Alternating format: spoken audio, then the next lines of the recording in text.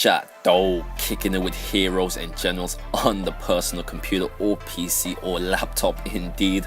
But boy, does my character look depressed on the back of that bicycle. Reminds me as a kid when my mum used to drive past McDonald's, my body be just like that. Or even getting ready for a beating in my room unprepared, just like this situation here as I get an instant headshot trying to climb up this hill. But reminding me what genre this is, heroes and generals. I have had this game for quite a while. I've only started playing this quite a lot as soon as it's been on Steam, because before, with the beta being on, it didn't run pretty well as high graphics, so I put it on low. Don't know why I really thought it would run there. But also recording software, I've just switched from Fraps to DX Story, but I still have some Fraps footage, so it doesn't really look too different. I don't know what the debate is about, but debating about the fact that this is still in beta, you can see where it's coming from. Like, as you can see through that house of that window, you can see the tree. As long as you're in close proximity to the object, you will not have distorted textures, and also the fact that it takes sometimes ages to get into the actual map because of the deploy crew and stuff like that. But it's all worth it when you get stuff like this instant like drive by with a bicycle. I mean, what FPS game does that with a bicycle? Not bike, but a bicycle. But indeed, there are still things to criticize, like my character's throwing range. It is pretty low. I mean, my character needs some adult magazines and some time alone in his room because his range is terrible. I'm glad that my teammate right there gets killed, because literally everything just blew up over there. But getting in this genre of game has been my favorite. I've never mentioned it, I've never played it too much, but it's always been my favorite. I've always gotten into FPS games from playing World at War type games, which you may or may not know, the first ever FPS game I did play was on the PSP, which I've only been playing FPS games about a year. I was gonna say about a week ago. Oh my man.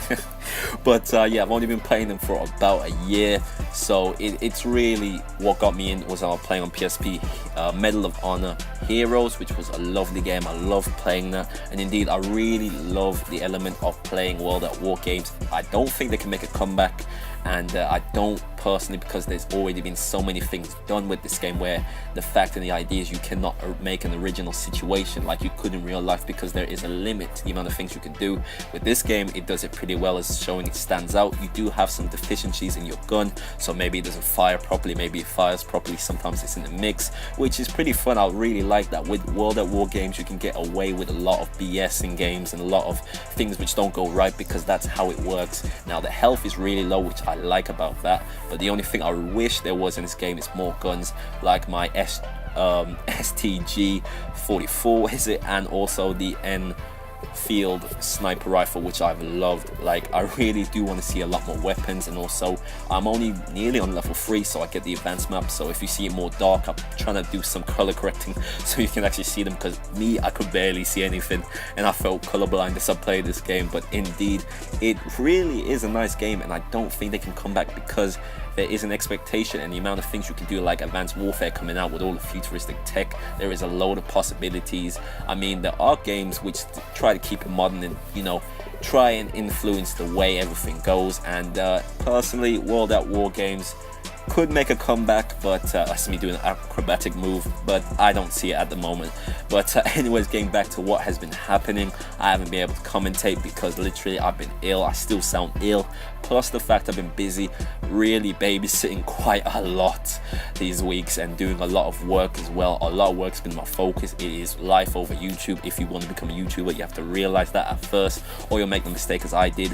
But not speaking of mistakes, I did something so tactical right here. As you will see, I literally left my teammate to die. Now you guys might complain about this, but this guy, Dark Skittles, I left him to die with a tactical reason. As you are about to see here, I leave him to die, and I can tell that the enemy forces are going to come inside, and you know, you can die really easily, and it takes you a while to get back unless you're on a bicycle. So as you can see here, I don't even see the enemy. You might see the enemy before me, but indeed, with all this lag and stuff, and not even seeing through the trees, it was difficult. And as you can see, I get my tactical badge, showing y'all I'm so tactical. But I do die later on. But I will try and upload at least once a week. I'm trying to do as many uploads because I only have one chance week. I don't have a schedule set up, so apologies if I don't put a video up, and apologies if I just knock that table.